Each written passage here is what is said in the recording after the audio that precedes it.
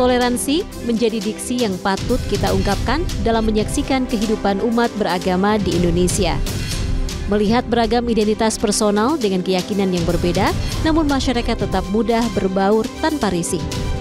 Toleransi di tengah kemajemukan dengan mudah akan kita saksikan, misalnya dengan hadirnya para tokoh atau pejabat negara dalam setiap peringatan hari besar sebuah agama. Sebut saja dalam peringatan Natal kemarin, Presiden Prabowo bersama Menteri Agama Nasaruddin Umar tampak memberi sambutan dalam acara perayaan Natal Nasional di Arena GBK. Komunikasi dan interaksi dalam sebuah kemajemukan, keberagaman menjadi sebuah keniscayaan yang tak akan bisa dihindari di tanah air. Dalam sambutannya, Prabowo menekankan akan pentingnya persatuan dan kesatuan di tengah kemajemukan keyakinan. Perayaan keagamaan tertentu harus dipandang bukan sebagai perayaan yang sifatnya spiritual, melainkan sebagai wujud untuk mengukuhkan rasa toleransi di hadapan pemeluk agama lain.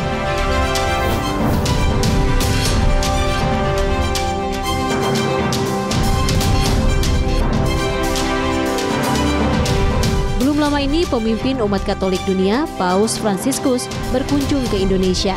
Paus Fransiskus juga menyempatkan diri mengunjungi Masjid Istiqlal. Paus menyampaikan tentang pentingnya peran pemimpin agama dalam memelihara keharmonisan. Tak hanya itu, ia juga sempat memuji tingkat toleransi beragama di Indonesia. Hal ini juga tercermin dalam terowongan silaturahmi yang menghubungkan gereja katedral dengan Masjid Istiqlal. Paus Fransiskus tak lupa mengingatkan agar keragaman tidak diwarnai dengan paksaan.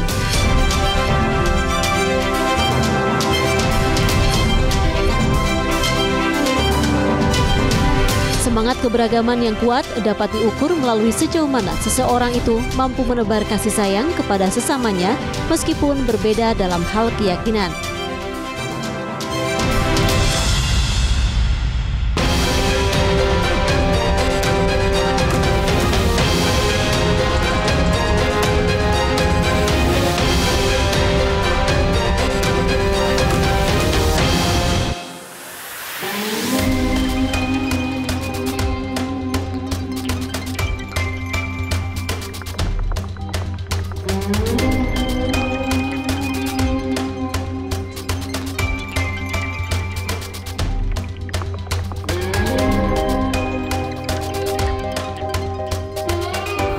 Dan pemirsa, sekarang saya sudah bersama Menteri Agama Republik Indonesia, Profesor Nasaruddin Umar. Assalamualaikum, Prof. Apa kabar? Waalaikumsalam warahmatullahi wabarakatuh. Alhamdulillah. Alhamdulillah sehat.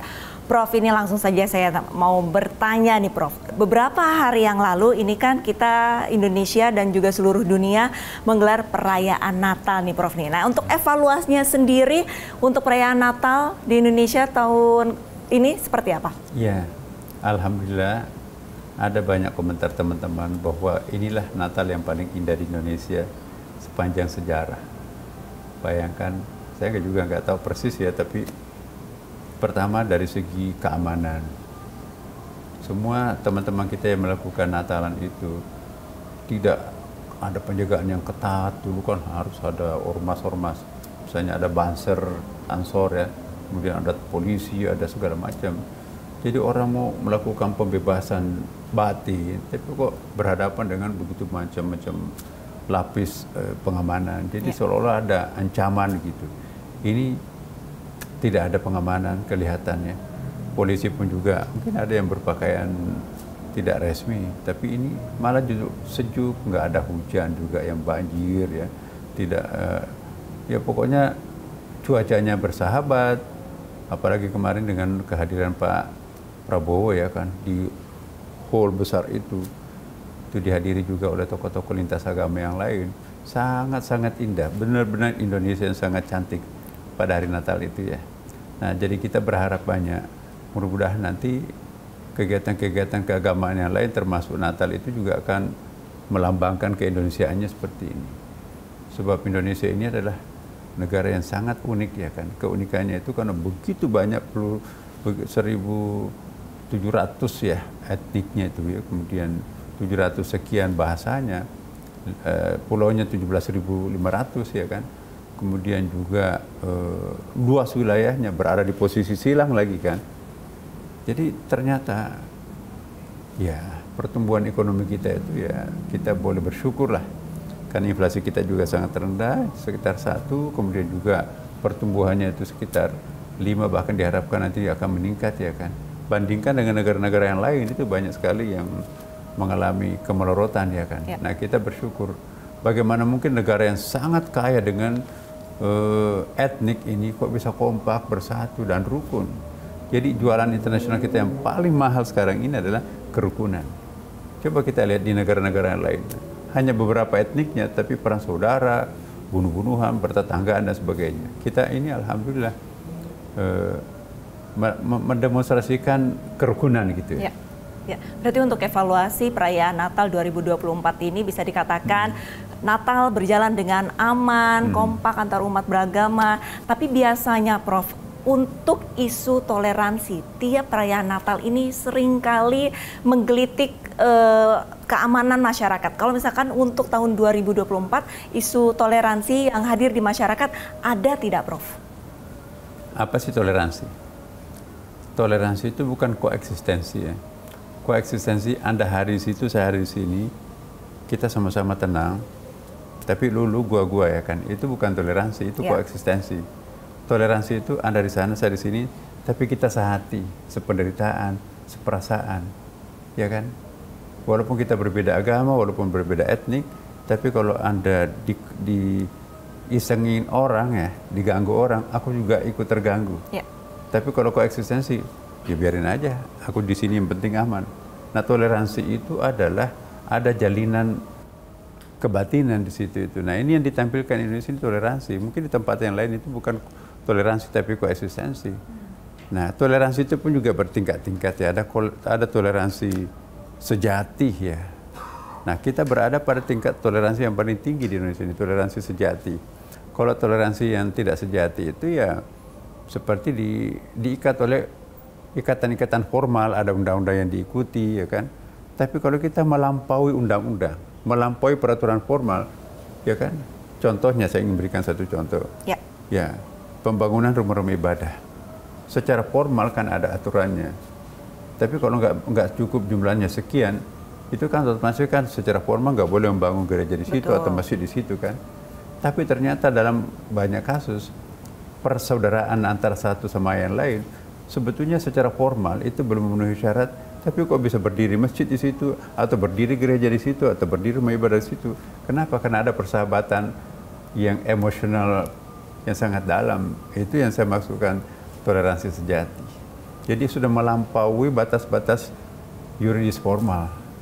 Nah ini yang menarik, tadi Prof sempat katakan bahwa Indonesia ini memiliki tingkat toleransi yang paling tinggi. Nah, paling berkualitas. Paling berkualitas. Nah ini saya mendapatkan informasi kalau Indonesia ini seringkali mendapatkan rujukan dari negara-negara lain yang mungkin tadi juga sudah disampaikan etnisnya sedikit tapi rasa toleransinya rendah. Apakah benar Prof? Dan kira-kira negara mana saja sih Prof yang belajar toleransi ke banyak, Indonesia? Ya, kapasitas saya sebagai imam besar mesti Istiqlal juga ya. Banyak sekali negara-negara lain datang ke Istiqlal itu nanya-nanya, itu rahasianya apa sih Indonesia bisa seperti ini. Bertetanggaan dengan katedral, bahkan sekarang ini membuat lorong, ya, the tunnel, silaturahim tunnel itu ya, lorong silaturahim yang baru saja diresmikan oleh Presiden Prabowo ya kan. Nah jadi kita lihat masuk di dalam terowongan itu luar biasa. Dan itu ada ikon-ikon ikoniknya di situ kan, misalnya ada lambang-lambang silaturahim begini. Kalau begini kan formal ya kan. Kalau gini lambang sentuhan rasa gitu ya. Jadi kita masuk di terowongan bagian dari arah masjid itu ada sekonyong-konyong bunyi-bunyi merdu, ada bunyi beduknya. Tapi makin dekat kita ke katedral ada bunyi loncengnya. Di antara lonceng dan di antara katedral dengan Istiqlal itu kita pokoknya bagus sekali deh. Makanya saya menghimbau kepada pemirsa, datanglah ke terowongan Istiqlal itu. Jadi kalau kita persis di titik nolnya di situ, sekonyong-konyong kita mendengar gantian-gantian itu suara beduk dan suara lonceng gereja. Persis di antara Istiqlal dengan katedral itu. Berarti di titik nolnya itu para pengunjung yang ada di situ itu bisa mendengarkan merdunya antara lonceng dan juga bunyi beduk begitu Beduk, ya? iya. Oke. Tapi kalau misalkan untuk negaranya, boleh dong spill Prof, negara mana saja kira-kira yang belajar toleransi Ya, coba di kita Indonesia? lihat ya. Belum lama ini kan kita dikunjungi Paus Francis. Ya, Paus Fransiskus dari sana. Nah, medianya ada 7 negara kan yang dikunjungi Paus. Tapi yang paling memadati media-medianya Paus itu adalah Istiqlal. Ya, dan foto-foto saya selaku imam besar itu ada di seluruh negara. Itu saya ke Mesir, boleh dong saya foto, masa cuma Paus bisa foto dengan Anda. Di Mesir loh. Saya juga diundang ke New York di UN ya, PBB. Ya, jadi memberikan apresiasi bahwa the photo of the years. Jadi foto kami, saya mencium kepalanya Paus ya, dia mencium tangan saya kan. Ya. Itu viral tuh. Ya. The photo of the year. Ini foto tahun ini yang paling bagus katanya. Nah, jadi ini kan lambang bahwa Indonesia itu walaupun Katolik itu sangat minoritas, tapi memberikan tempat yang sangat apresiatif dari masyarakat Muslim mayoritas di Indonesia. Nah, di negara-negara yang lain itu masih susah ya menerima kenyataan seperti ini. Tapi kita sudah. Contoh lain misalnya di negara-negara Muslim mayoritas lah, masih ada persoalan antara Islam dan hak asasi manusia. Masih ada persoalan antara Islam dan demokrasi. Masih ada persoalan antara Islam dan kesetaraan gender. Masih ada persoalan antara Islam dan perekonomian modern. Masih ada persoalan antara Islam dan negara bangsa, state nation itu kan. Nah, kita akan lewat semua itu. Udah lewati, nggak ada lagi isu tentang itu kan. Bahkan kita sekarang isunya adalah bagaimana bahu-membahu satu sama lain tanpa membedakan agama dan etik. Kita memperkuat masyarakat kita, perekonomian bangsa, sehingga bisa bersaing dengan negara-negara yang maju, sehingga anak-anak didik kita bisa sekolah di mana-mana ya kan. Nah, jadi tidak mungkin ada masyarakat yang bisa maju kalau tidak rukun ya kan. Nah, sekarang anak-anak kita bisa sekolah di mana-mana. LPDP memberikan beasiswa sedemikian banyak ya kan. Keluar negeri berapa. Nah, kalau negara kita rukun, enak kualitas pendidikannya, SDM-nya juga maju, pertaniannya juga enak, pergi bertani nggak ada yang gangguin, perdagangannya pun juga, berkantornya pun juga, kita berharap nggak ada lagi ya korupsi yang disedikitkan lah ya kan. Bisa ditekan ya Prof ya? Kita katakanlah. Nah, jadi saya berharap kata kuncinya kalau sebuah negara ingin maju, kerukunan. Nah, kerukunan ini sangat-sangat mahal. Tanpa kerukunan nggak ada perkembangan ekonomi, tanpa kerukunan tidak ada keamanan politik dan stabilitas politik ya kan. Nah, karena itu Indonesia ini betul-betul harus bersyukur ya. Kita harus bersyukur dan sekaligus ini kebanggaan Indonesia bahwa kita bisa menjadi kiblat peradaban dunia toleransi, kiblat peradaban dunia kerukunan sekarang ini. Iya, baik. Berarti Indonesia ini memang tingkat toleransinya yang paling berkualitas pemirsa, dan juga tadi sudah ditekankan dengan adanya kerukunan antar umat beragama di Indonesia. Tentunya nanti ke depannya akan membangun tingkat perekonomian masyarakat ya Prof ya. Pemerintah Indonesia mengumumkan biaya haji tahun 2025 sebesar 89,4 juta rupiah dengan setoran jamaah haji sebesar 55,4 juta rupiah. Angka ini mengalami penurunan sebesar 4 juta rupiah dari tahun lalu. Keputusan ini diumumkan langsung oleh Ketua Komisi 8 DPR RI Marwan Dasopang bersama dengan Menteri Agama Nasaruddin Umar di Gedung DPR RI Jakarta. Pemerintah sepakat menyetujui biaya haji tahun 2025 sebesar 89 juta rupiah dengan biaya per jamaah haji yaitu 55 juta rupiah. Meski mengalami penurunan, namun pemerintah memastikan pelayanan haji yang diberikan tetap maksimal. Pembiayaan biaya haji kita di tahun 2025 89.258,79. Kalau dibanding tahun lalu, ini ada penurunan sekitar 4 juta rupiah lebih. Ini muncul pertanyaan kenapa bisa turun? Mestinya ada kenaikan karena ada berbagai hal insentif yang dikutip oleh pemerintah Saudi terkait umpamanya pajak dan lain-lain. Tapi karena kita bisa melakukan efisiensi dan mengurangi berbagai hal yang bisa kita kurangi tanpa mengurangi layanan yang baik, pada akhirnya bisa turun 4 juta rupiah lebih. Yang kedua, termasuk pelayanan yang dilakukan terhadap nilai manfaat, itu juga ada penurunan yang tadinya kita di tahun lalu proporsinya 60-40 menjadi 62-38. Artinya untuk keamanan dan keberlanjutan, keamanan keuangan haji kita semakin membaik. Sementara beban jamaah juga turun dibanding tahun lalu yang sekarang menjadi 55.731.750,78. Bagaimana dapat diusahakan supaya beban biaya jemaah haji nanti akan datang lebih diperingan tanpa mengurangi kualitas pelaksanaan haji.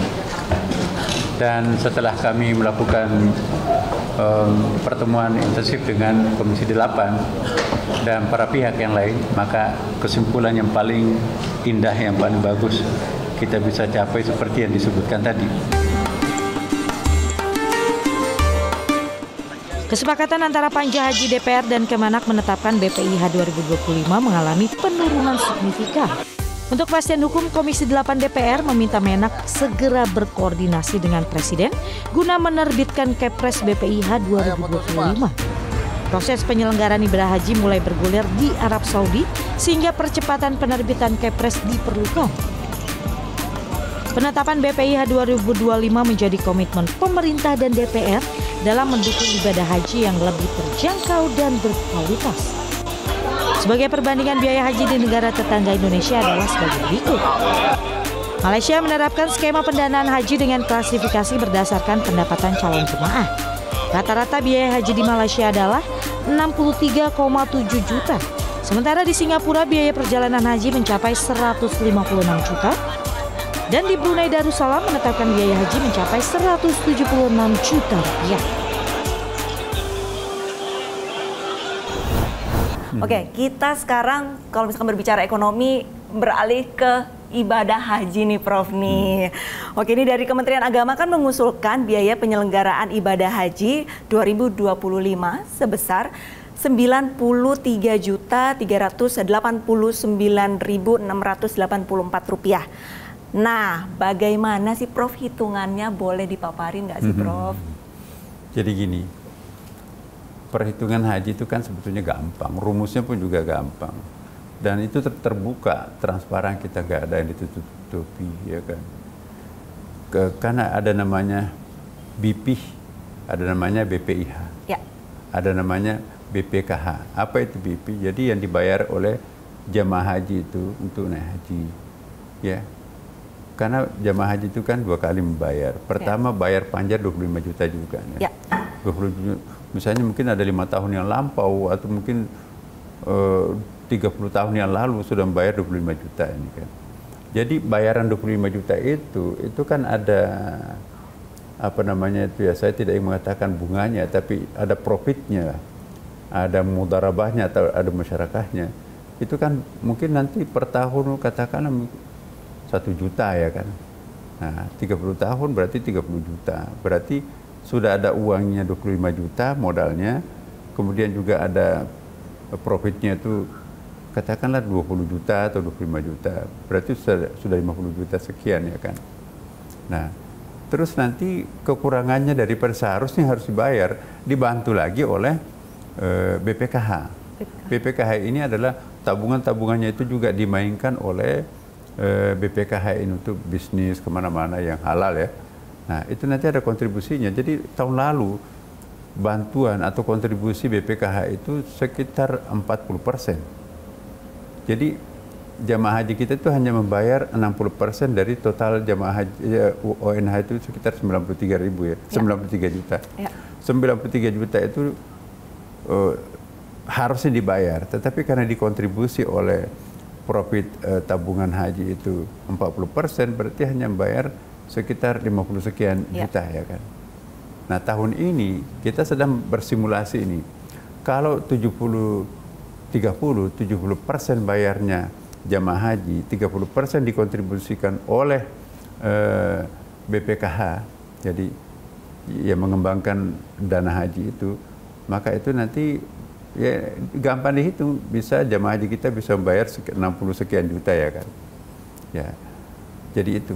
Tapi kepastiannya berapa pastinya itu tidak bisa ditentukan oleh pemerintah sendiri, tapi itu harus melalui DPR juga, karena ini kan undang-undangnya seperti itu. Ya, Panja lah yang menentukan, rapat Panja dengan Kementerian Agama yang menentukan berapa persisnya. Jadi harga itu juga ditentukan oleh kurs. Mungkin kursnya dulu tahun lalu itu misalnya 15.000 ya. Sekarang kan kursnya 16.000 per hari ini loh ya. 16.200 ya kan. Berarti ikut juga menunjang, ikut meningkatkan bayaran haji itu adalah kurs dolar. Kenapa? Karena belanja kita itu kan banyak di luar negeri kan. Kita kan haji itu kan di luar negeri, bukan dalam negeri. Ya. Otomatis kita akan pakai uang mengikuti kurs SAR atau kurs dolar. Ya. Mengikuti kurs. Yang kedua mungkin juga di situ ada kenaikan harga ya kan, kenaikan barang makanan, kenaikan hotel, itu kan negaranya orang, bukan kita yang ngatur kan. Nah, kalau di sana naik, ya otomatis kita harus melakukan penyesuaian. Nah, sekarang ini kita obsesikan bagaimana supaya minimum sama dengan tahun lalu. Kalau minimum sama dengan tahun lalu, sebetulnya itu ada terjadi pengurangan ya secara kualitatif ya kan. Karena mestinya kan harus bayar lebih mahal karena ada kenaikan kurs dolar sekarang, kemudian ada kenaikan harga-harga di Saudi. Ya, tapi kita tetap bayar sekian. Jadi secara ekonomi sebetulnya itu kita sudah turun. Tapi masyarakat kita kan, terutama masyarakat awam, wah yang penting tahun lalu sekian, masa tahun sekian ini meningkat, padahal mestinya kan jauh lebih meningkat lagi, tapi kita tekan harganya. Nah, pemerintah akan menggunakan bahasa masyarakat ini. Ukuran kenaikan dan penurunan masyarakat itu apa perbandingannya tahun lalu kan? Ya. Nah, kami sedang mendiskusikan dengan DPR sekarang ini, apakah nanti persis sama tahun lalu atau kurang dari tahun lalu. Nah, cara kami untuk menekan harga adalah, pertama, kita hilangkan semua pungutan-pungutan yang tidak perlu, efisiensi efektif dari awal ya kan. Hilangkan korupsi, hilangkan semua penyimpangan-penyimpangan yang bisa menambah, membengkakkan jamaah ongkos haji ini. Dan kita tawar-menawar, misalnya Garuda, bagaimana bisa ditekan harganya. Saudi Arabia bagaimana bisa menegosiasi supaya harganya. Kalau perlu nanti kita subsidi, atau paling tidak jangan terlalu, Pertamina juga bisa kita nego ya kan. Jangan harga afturnya terlalu tinggi untuk Garuda. Kembali ke harga normal seperti harga domestik ya kan. Nah, itu juga bisa menjadi faktor pengurang.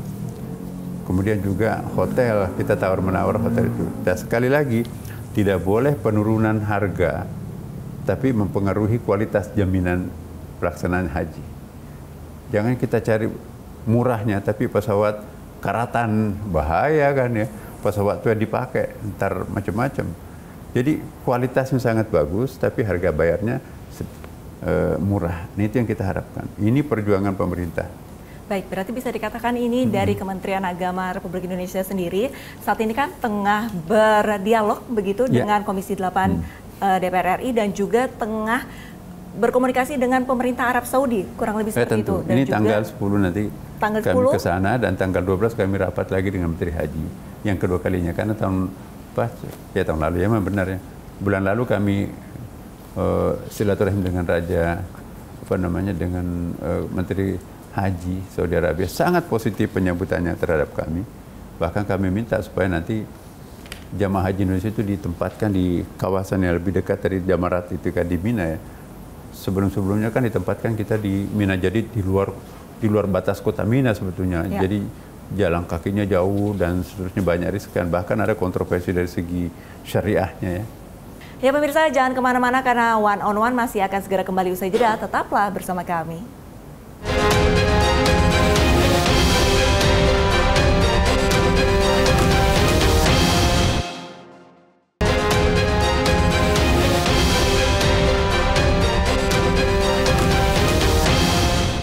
Ya pemirsa, kembali lagi bersama One on One. Kali ini saya masih bersama Menteri Agama Republik Indonesia, Profesor Nasaruddin Umar. Prof, ini masih banyak masyarakat ini yang membandingkan biaya haji Indonesia dengan negara tetangga, Prof, Malaysia. Ini kira-kira kenapa bisa ada perbandingan harga yang cukup drastis begitu, dan sehingga masyarakat ini selalu membanding-bandingkan kalau misalkan Malaysia lebih murah, kenapa Indonesia jauh lebih mahal? Boleh dicek deh.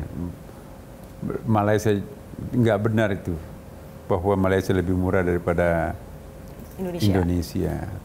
Kita kan bayangkan 40 tahun lalu loh, 40%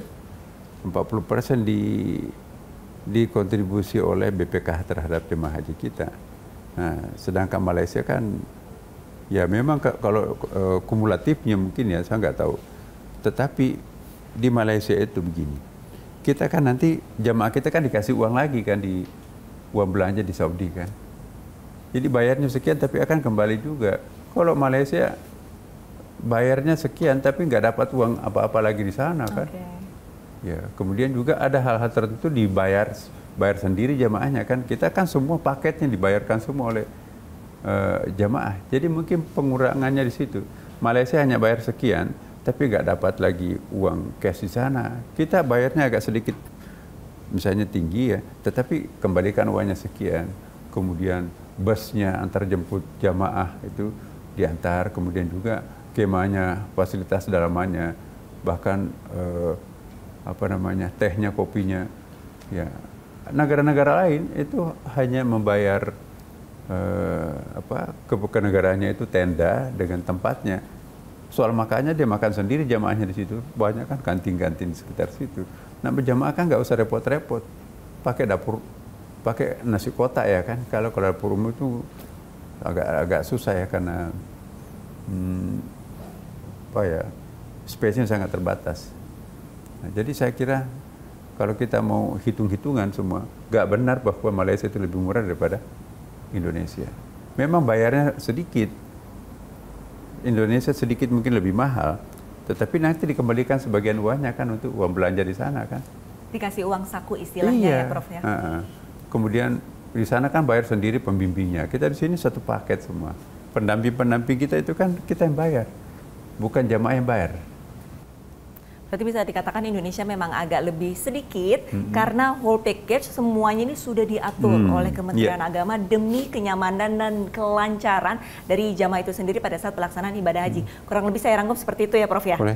Oke, terus ini ada juga yang beranggapan nih Prof nih, kan Indonesia jumlah jemaah hajinya nih paling banyak. Apakah tidak bisa diakumulasiin? Terus apakah tidak bisa diberikan diskon dari pemerintah Arab Saudi sehingga bisa menekan biaya penyelenggaraan ibadah haji? Nah, ini ada narasi seperti itu nih Prof nih. Tanggapannya seperti apa Prof? Negara Saudi Arabia itu kalau diskonnya satu negara dengan negara yang lain, bagaimana ya? Soalnya kan harus memperlakukan sama sebagai tuan rumah, nanti ada yang dilayani yang baik, ada yang dilayani nggak baik. Ambillah itibar pada diri kita sendiri. Tersinggung nggak kalau dilayani istimewa, yang lainnya Anda tidak. Jadi saya kira Saudi Arabia juga punya kehormatan tersendiri untuk memperlakukan sama kepada jamaah yang lain. Ya, jangan dibiarkan lainnya terlantar, tapi ini diistimewakan, itu kan nggak bagus. Nah, Saudi Arabia itu selalu menjadi tuan rumah yang baik. Prinsip keadilan ya Prof ya. Dan selanjutnya Prof, ini biaya perjalanan ibadah haji tiap jemaah yang dibayarkan tiap jemaah apakah benar akan disesuaikan dengan embarkasi? Nah, ini seperti apa prinsipnya Prof? Jadi gini, Papua Indonesia bagian timur kan, Aceh Indonesia bagian barat, paling barat. Nah, sedangkan Mekah itu kan ke barat ya kan. Jam terbang kita dari Merauke ke Aceh itu hampir sama terbangnya dari Aceh ke Riyadh, ke Jeddah. Nah, apakah harus sama pesawatnya? Ongkos pesawatnya orang Aceh terbang ke Mekah atau dengan orang Papua ke Jeddah? Nah, ini kan hampir separuh perjalanannya kan. Jadi kalau Indonesia itu luas loh Mbak. Ya, bisa kita dari Merauke ke Aceh itu bisa sampai berapa itu? 6 jam tuh ya. Kalau kita terbang dari Istanbul ke London itu 19 negara loh itu. Nah, ini satu Indonesia. Jadi ini nggak mungkin sama antara jamaah haji Papua dengan Aceh ke Tanah Suci. Itu nggak adil. ada faktor pengurangan dari jumlah dari biaya dalam negeri pesawatnya kan. Oke. Kemudian ya itu antara lain itu. Baik, berarti memang ada prinsip keadilan dan juga untuk ongkos transportasi dari para calon jamaah haji ke Jedahnya ini juga harus diperhitungkan. Berbicara mengenai jumlah jemaah haji nih Prof, nih tahun ini sempat diinformasikan bahwa Indonesia mendapatkan kuota 221.000 jemaah. Bisa dikatakan sebenarnya ini jauh lebih sedikit daripada tahun lalu, yaitu 241.000 jemaah. Nah, ini yang menjadi pertanyaan, apakah dari pemerintah Indonesia ini tengah melobi ke pemerintah Arab Saudi minimal tahun ini sama Prof 241.000 atau memang sudah dipakemin Indonesia hanya mendapatkan 221.000? Sebetulnya sama aja tahun lalu, Mbak. Sama, cuma tahun lalu itu ada kuota tambahan. Kuota tambahan itu waktu itu memang ya diminta dan ditawarkan, pemerintah Indonesia minta. Nah, kalau saya kebijakan saya melihat ya bahwa obsesinya Pak Presiden kita ini ingin pelaksanaan haji ini sukses, lebih baik daripada tahun lalu. Nah, kita melihat apa yang menjadi faktor kekurangan jamaah haji kita yang lalu, ya antara lain sempitan satu kemah itu kok dipaksa-paksain kasurnya, bahkan bertindisan ya kan. Ya. Kemudian juga tiba-tiba kadang-kadang ada juga nyerbu, ambil makanan orang. Cerita-cerita itu sering muncul kan. Ya. Tiba-tiba ada naik ke busnya orang, tapi orang Indonesia juga kan. Ya. Nah, jadi itu menjadi isu di media. Udah penuh atau busnya atau terlambat makan, nggak dapat makan. Nah, kita lihat bahwa salah satu faktor yang menyebabkan kacaunya pelaksanaan jamaah haji ini adanya pelaksanaan yang tidak terprogram. Yang diprogram dari awal itu adalah 221.000. Tiba-tiba last minute itu ditambahin 20.000. Bagaimana pesawatnya? Bagaimana jumlah kemahnya? Bagaimana jumlah busnya? Bagaimana jumlah nasi boxnya? Bagaimana space yang akan dilewati? Bagaimana pengaturannya? Bagaimana pendampingannya? Okay. Jadi pasti akan kacau. Nah, maka itu kalau ingin mengurangi kekacauan dan ingin memperbaiki kualitas haji, ya tahun ini kita akan mencoba tidak memprioritaskan untuk minta. Kalaupun nanti pada satu saat kita akan minta tambahan sesuai dengan persiapan kita. Ya, kalau memang persiapannya memungkinkan, why not ya kan. Tapi kalau persiapan kita itu udah pas-pasan di situ, kotanya hanya segitu gitu. Ya. Karena kan kota Mina itu kan nggak pernah berkembang itu. Di luar itu di luar Mina kan, di luar Arafah bukan haji kan. Nah, lokasi Mekahnya ini tidak pernah bertambah, tapi jamaah umat Islam itu kan sekarang ini sudah lebih 2 miliar umat Islam itu. Amerika dan Eropa itu dulu hanya sedikit yang jamaah hajinya, sekarang nggak mau kalah tuh dengan kita, ya, Prof, kan. Ya? Luar biasa. Ini akibat daripada perkembangan Islam is the fastest growing religion in the world today. Islam itu umatnya paling besar pengembangannya sekarang ini. Nah, mereka semuanya mau haji. Nah, sementara kuotanya kan terbatas. Betul. Baik, berarti untuk tahun ini dari Kementerian Agama hanya menjalankan sesuai kuota 221.000. Tapi Prof, kalau misalkan tiba-tiba pemerintah Arab Saudi menambahkan kuota, langkah dan antisipasinya seperti apa supaya tidak terjadi seperti isu-isu yang tahun lalu? Nah, kita akan melihat kondisi objektif. Kalau misalnya kuotanya Mina itu oleh negara lain tidak terpakai, sehingga ada terjadi kelonggaran. Kalau misalnya kuota negara-negara lain itu tidak dipakai semua karena mungkin ada yang sedang perang sekarang ini kan. Ya. Tapi saya kok nggak optimis untuk ada itu. Karena negara-negara yang sedang perang pun juga masih daftar tunggunya juga ada. Malaysia itu harus menunggu lebih 100 tahun. Wow. Kita hanya bantain itu 38 tahun harus menunggu. Anda bisa bayangkan kalau harus menunggu lebih dari 100 tahun, gimana mengatur itu kan? Oke. Lantas berarti untuk persiapan, kalau misalkan memang dikasih kuota tambahan dari pemerintah, ini dari pemerintah Arab Saudi, ini berarti masih dikaji ulang. Kalau misalkan memang ada negara-negara yang ada kelonggaran jumlah kuota, mungkin akan dimasukkan ke situ, kurang lebih seperti itu ya, Prof? Ya, kita harus studi mendalam. Bukan hanya pemerintah itu bukan untuk mencari keuntungan, bukan business oriented, tapi pengabdian oriented. Ini penting nih. Saya tekankan di sini, pelayanan dan pengabdian oriented, bukan business oriented. Kalau bisnis oriented itu makin banyak, makin udah banyak sini.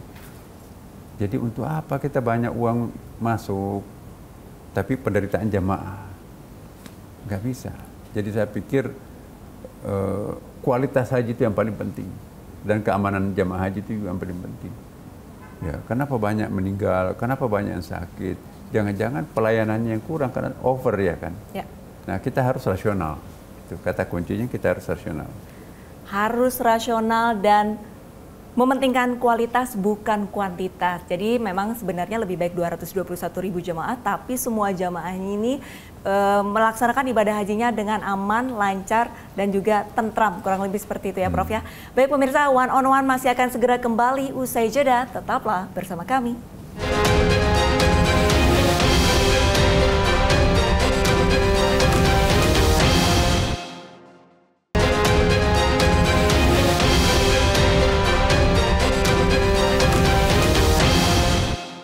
Terima kasih pemirsa, Anda masih bersama One on One bersama Menteri Agama Republik Indonesia, Profesor Nasaruddin Umar.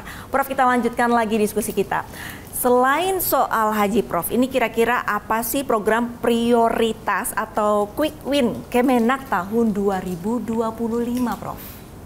Iya, kami memperhatikan apa yang diinstruksikan oleh Presiden, ada quick win.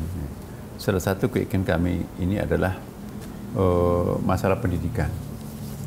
Pendidikan tentunya pendidikan agama ya, karena kan Kementerian Agama, kalau pendidikan umum itu di Kemendikdasmen atau Kemendristek Dikti gitu ya.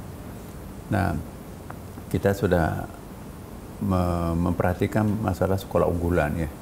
Kita ada sekolah-sekolah percontohan yang akan dicontoh nanti oleh madrasah-madrasah yang lain. Seperti Insan Cendekia dan semacamnya, seluruh Indonesia ada beberapa itu. Dan ini kita berharap makin banyak nanti mutu pendidikan yang bisa dihasilkan yang lebih baik itu makin bagus. Nah, kita tahu bahwa madrasah dan pondok pesantren itu 90% swasta ya kan. Ya. Dikelola oleh yayasan. Sementara yang lainnya sekolah itu mungkin tanahnya dibelikan negara, gurunya digaji oleh negara, bangunannya dibangun oleh negara, perpustakaannya dibangun oleh negara, buku-bukunya dibangun oleh negara, bahkan semua peralatannya pun juga digaji oleh negara. Tapi di seberangnya itu ada pondok pesantren, dikelola oleh yayasan, semuanya yayasan, kadang-kadang bocor dan seterusnya. Tapi yang menarik adalah mutu pendidikan pondok pesantren dan madrasah ini tidak kalah dengan pendidikan yang tadi yang saya sebutkan pertama. Nah, alhamdulillah dengan adanya asas keadilan ini, pemerintah juga memberikan perhatian terhadap pondok pesantren, dan insya Allah sebentar lagi kita akan punya Dirjen Pendidikan Pondok Pesantren. Jadi pemerintah sudah mempunyai perhatian khusus untuk terjadinya penyetaraan antara sekolah dan madrasah. Nah, kesempatan ini kami memanfaatkan untuk mempercepat laju perkembangan mutu pendidikan, kualitas pendidikan kami di bawah Kementerian Agama, mulai dari tingkat TK, PAUD ya, sampai ke perguruan tinggi. Itu satu. Terus yang kedua, kami juga pengelolaan SDM, karena kan Kementerian Agama ini kan menggurita ya dari pusat sampai ke KUA. Kalau kementerian lain mungkin hanya sampai ya di kota ya, yang lainnya itu persambungannya tidak struktural ya kan. Ya. Tapi kalau kami kan vertikal. Kantor Kementerian Agama itu paling gemuk sekarang ini. Yeah. Karyawannya, pegawainya. Kenapa? Karena dari pusat sampai ke tingkat KUA, tingkat kecamatan kan. Bahkan juga sampai ke tingkat desa dengan adanya penyuluhan itu kan. Nah, itu semuanya kami harus pantau. Nah, gurita kami sampai ke tingkat pedesaan. Kalau mungkin kementerian lain ya tidak, misalnya Dikdasmen. Ya, pengelolaan pendidikannya itu kan sudah lebih banyak dikelola oleh provinsi atau di kabupaten kota kan. Kalau kami vertikal dari pusat ke bawah. Ya. Kemudian hal lain yang perlu kita dapatkan perhatian juga mutu, dan saya juga ingin menekankan satu poin di sini yang sangat penting ya. Ya, kami akan membuat semacam evaluasi kurikulum. Ya. Mungkin memerlukan waktu, tetapi filsafatnya itu adalah kurikulum berbasis cinta. Nah, apa itu Prof? Kurikulum berbasis cinta? Saya memberikan satu contoh konkret dalam waktu dekat ya, singkat ini. Misalnya seorang guru agama Islam mengajarkan, agama Islam paling bagus, yang lainnya sesat dan seterusnya. Agama A mengatakan, enggak, agama kami lah yang paling bagus, yang lainnya sesat. Yang si agama C mengatakan, enggak, agama kami yang paling bagus, agama lain enggak sebagus kita, bahkan sesat. Jadi ada penanaman perbedaan di sejak dini. Nah, jadi alam bawah sadar anak kita itu didoktrin untuk berbeda satu sama yang lain. Jangan-jangan juga gurunya mengajarkan kebencian. Wah, itu seolah-olah orang lain itu agama lain itu najis gitu ya. Nah, ini bahaya nih. Nah, yang kita akan doktrinkan di sini, kita bisa berbeda agama, berbeda etnik, berbeda warna kulit, berbeda jenis kelamin, tapi kita tetap satu warga bangsa Indonesia. Kita bisa beda agama, tapi kita bisa saling mengasihi satu sama lain. Jangan ditekankan aspek perbedaannya. Itu berbahaya untuk sebuah negara besar seperti bangsa Indonesia yang majemuk ini kan. Tapi kalau kurikulum itu berbasis cinta, oke lah kita berbeda agama, tapi kita harus saling menyayangi satu sama lain karena kita sama-sama bendera merah putih ya kan. Ya. Nah, itu yang kami akan sampaikan. Kami akan doktrinkan kepada anak-anak kita, para guru agama Islam, guru agama Kristen, Katolik, Hindu, Buddha, Konghucu. Boleh kita mengajarkan agama kita masing-masing, tapi jangan dititipi dengan sebuah kebencian, sebuah perbedaan yang tekanannya. Tapi, nah hati-hati, karena kalau ketegangan muncul berbasis agama, sangat bahaya. Ya, konflik berbasis agama itu, waduh sangat dahsyat itu. Karena ada falsafahnya kan, ish kariman au mut syahidan. Hidup mulia atau mati syahid ya kan. Kalau konflik etnik yang lain misalnya mungkin bisa secepat diatasi, tapi kalau ada unsur agama terlibat itu syahid itu. Maka itu kita harus hati-hati mengajarkan agama kita masing-masing. Boleh kita mengajarkan doktrin agama, tapi jangan mengajarkan kebencian terhadap orang yang beragama lain. Nah, itu yang saya maksudkan kurikulum cinta. Selama ini kita nggak perbaiki kerukunan semu. Begitu ada pemicunya bisa terbakar gampang. Jadi trigger gitu kan. Ya Prof ya. Iya, tapi kalau ada kurikulum cinta yang bekerja, udah tenang aja. Ini kan kita sama-sama warga bangsa Indonesia, NKRI kok ini. Jadi itu yang kita akan ciptakan. Jadi ini tidak terlihat, tetapi itu sangat strategis. Dengan kata lain, ini sebenarnya kurikulum cinta ini selaras dengan Bhinneka Tunggal Ika. Benar, iya. Walaupun berbeda-beda, tetapi tetap satu juga, yaitu di bawah negara Republik Indonesia. Selanjutnya, Prof, progres digitalisasi layanan sebagai langkah pencegahan korupsi di Kemenak bisa di-sharing nggak sih, Prof? Ya, baru saja saya terima dari kawan-kawan berbagai pihak ya kan. Ada aspek perbankan ya. Kemudian juga ada aspek IT, telekomunikasi dan seterusnya. Kami sudah mulai menerapkan ya. Jadi bagaimana supaya Kementerian Agama ini juga menggunakan paperless ya kan, tidak menggunakan kertas ya, tapi penghematan. Bagaimana kita menggunakan tidak ada uang cash lagi, cashless. Ya, karena kalau ada uang bermain itu rawan untuk korupsi. Paling tidak nggak ada kembaliannya dan seterusnya kan. Tapi kalau cashless, main gesek. Nah, bayangkan kalau seluruh KUA kita semuanya di pedesaan, di kecamatan itu, seluruh santri-santri kan. Jadi santri-santri kita itu kan enak, karena kan dikumpulkan dalam satu pondok ya kan. Tidak ada uang cash yang beredar dari situ. Semuanya mau ke kantin pakai gesek gitu kan. Ada kiriman dari orang tuanya pun juga bisa terkontrol. Komputernya bisa, oh ini anaknya over belanjanya nih. Oh ini uang anakku tinggal sekian. Itu bisa dikontrol melalui penggunaan kartu kan. Dan tidak ada korupsi juga di situ. Dan kemudian juga kita kan pengiriman gaji dari pusat sampai ke pulau-pulau terpencil itu kan bisa kita lakukan dengan by system dengan IT ya kan. Nah, itu yang kita lakukan. Termasuk juga metodologi pengajaran kita menggunakan sistem misalnya touchable ya, itu papan tulis.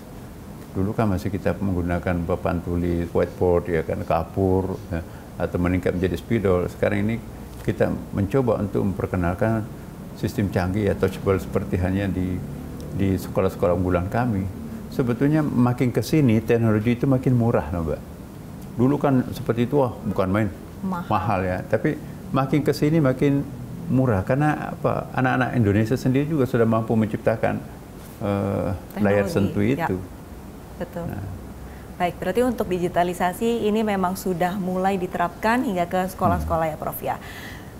Pokoknya pesantren nggak boleh kalah dengan pesantren, tidak boleh kalah dengan pesantren lain. Ini dapat informasi nih Prof, katanya nih Prof nih ada rencana menggandeng Bang Haji Rhoma Irama sebagai ikon penguatan kerukunan beragama. Nah ini bagaimana idenya bisa tercetus nih Prof nih? Jadi bukan hanya Rhoma Irama ya, tetapi tokoh-tokoh budayawan yang lain juga ya. Tapi kita sudah mulai mencoba dengan Rhoma Irama ya.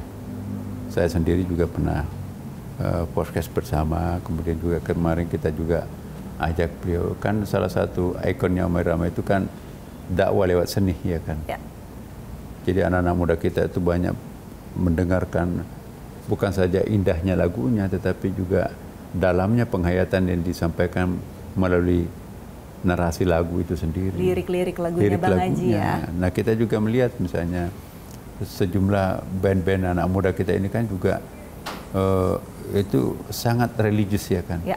Saya cukup surprise juga ya kalau misalnya lagu-lagu tahun-tahun 80-an ya, 70-an 80-an itu apa ya, bau-bau cintanya lebih dominan ya. Seleranya, selera murah. Tapi sekarang makin ke sini kita bisa melihat lagu-lagu, narasi-narasi, lirik-lirik milenial sekarang ini kok lebih sentuhan batinnya ada ya. Ini satu hal yang sangat penting untuk kita apresiasi.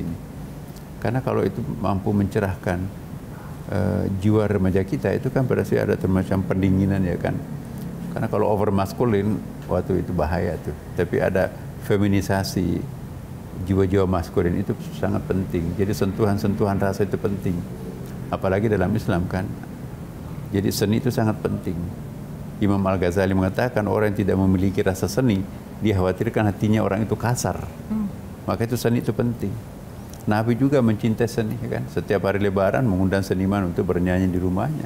Ada hadisnya Bukhari Muslim tuh.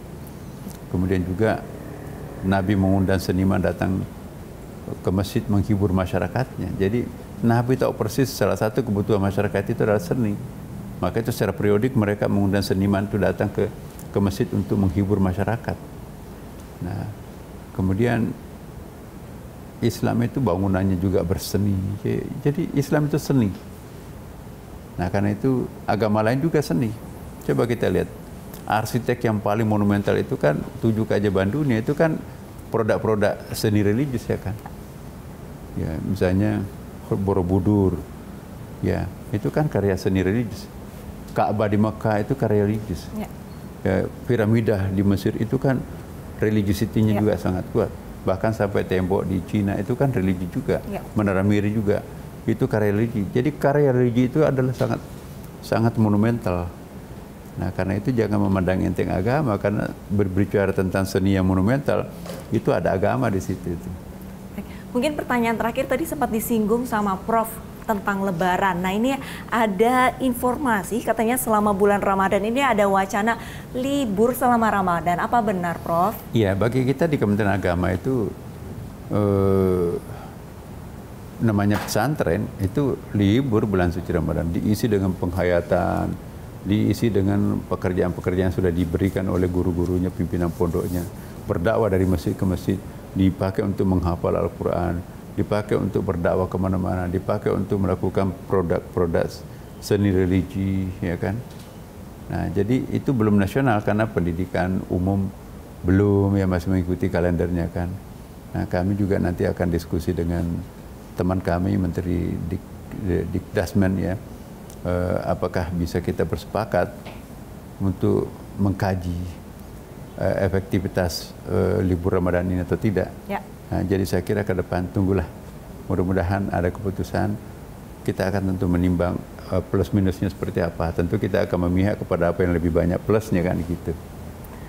Baik, usai sudah perbincangan saya bersama Menteri Agama Profesor Nasaruddin Umar. Banyak sekali hal-hal yang bisa kita petik dari perbincangan kita.